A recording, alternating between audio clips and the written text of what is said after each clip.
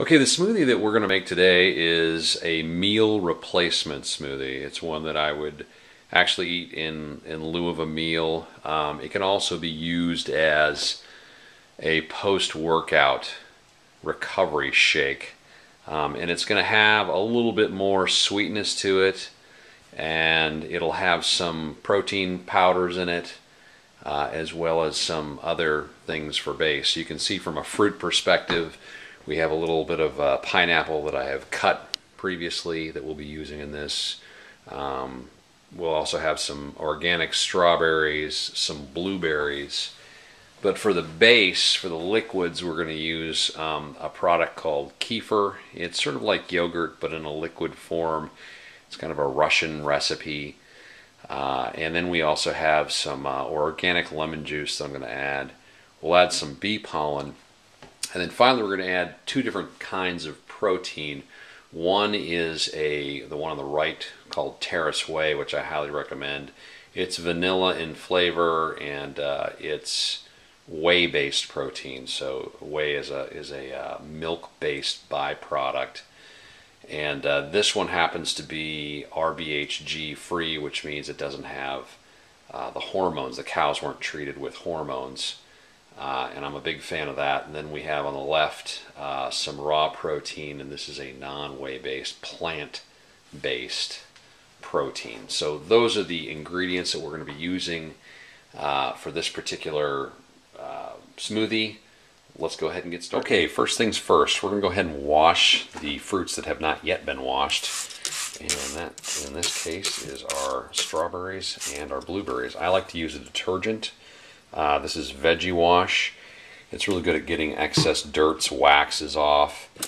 Also, if there are any remaining pesticides or herbicides that are on any of the fruits, in this case, or vegetables if you're doing a different kind of smoothie, this detergent helps remove all those. In this case, the strawberries are organic, so we're not going to have those residues on them, but the blueberries are not organic. So that detergent helps remove all those. And there we go. So those are now clean. So once all the fruit is clean, we're going to make the base, in other words, the liquid portion. And I'm using some kefir here. I'll put about 4 ounces of that in. And that gives me somewhere in the range of about 1 gram of fat.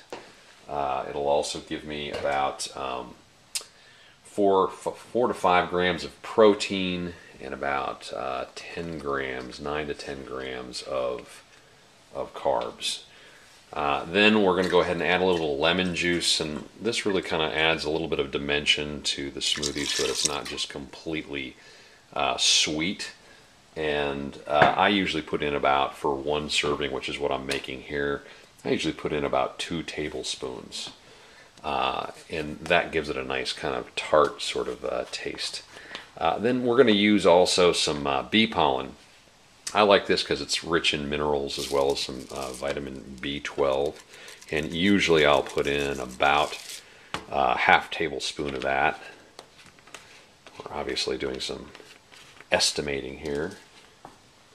And then once that is in the mix, we can then begin to add some of our protein mixes. And the first one I'm going to add is the non-whey based protein. This 1 scoop of this is 18 grams of protein. I use 2 different kinds of protein.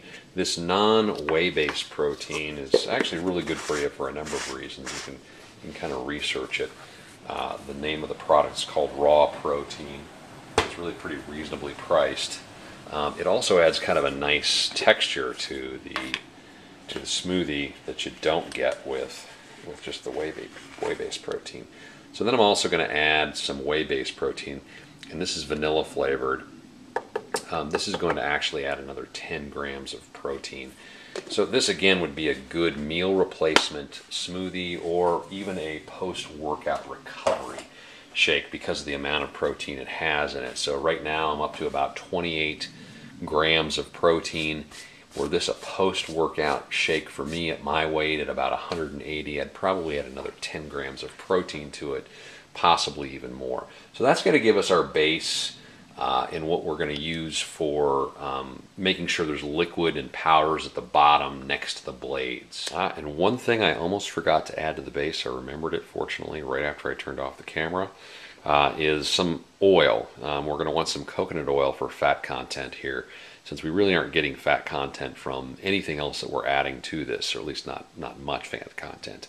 And so I usually add about a half, for one serving, about a half of a tablespoon of coconut oil, and I always try to make sure it's organic and cold pressed.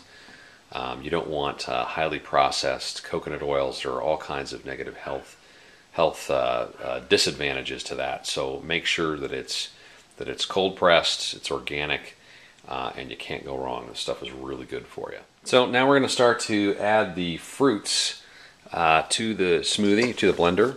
And since this is a blend tech, I don't have to take the stems off of any of the strawberries. Everything can just go straight in, which is kind of a nice advantage. Makes it a little bit easy. What you're going to notice is once I get all this fruit in here, there isn't really much liquid to this. There's the pineapple, we'll stick that into. And really what's going to happen is when I blend this, it's going to be pretty thick. In fact, I like to refer to this less as a smoothie and more of almost like a fruit puree. But it has all three of the macronutrients in it that I'm looking for when I'm trying to put together a smoothie that would be a meal replacement. It has my carbs with the fruits, it has my fat with the coconut oil, and it has the protein with both the whey-based and the non-whey-based protein powders that are in there. So I'll go ahead and put this on the blender next. We'll blend it up and see how it looks. All right, so let's review here. On the bottom, I've got my kefir, which is like the liquid yogurt. In fact, I've used yogurt in the past, and that seems to work just fine as well, but I do prefer kefir. On top of that, I have both the non-whey-based protein, the plant-based protein, as well as the whey-based protein. I have a little bit of bee pollen in there. I also then put in some coconut oil for fat content, and it also actually helps it taste better too. And then on top of that, I have the fruit, and that's going to represent my carbohydrates, and then a couple of ice cubes on top. So let's go ahead and give it a go.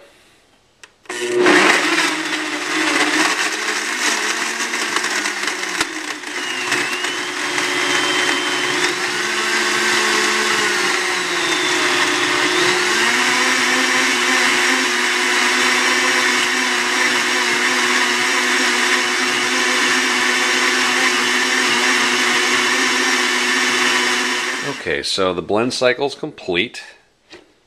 Remove the lid here and pour some in.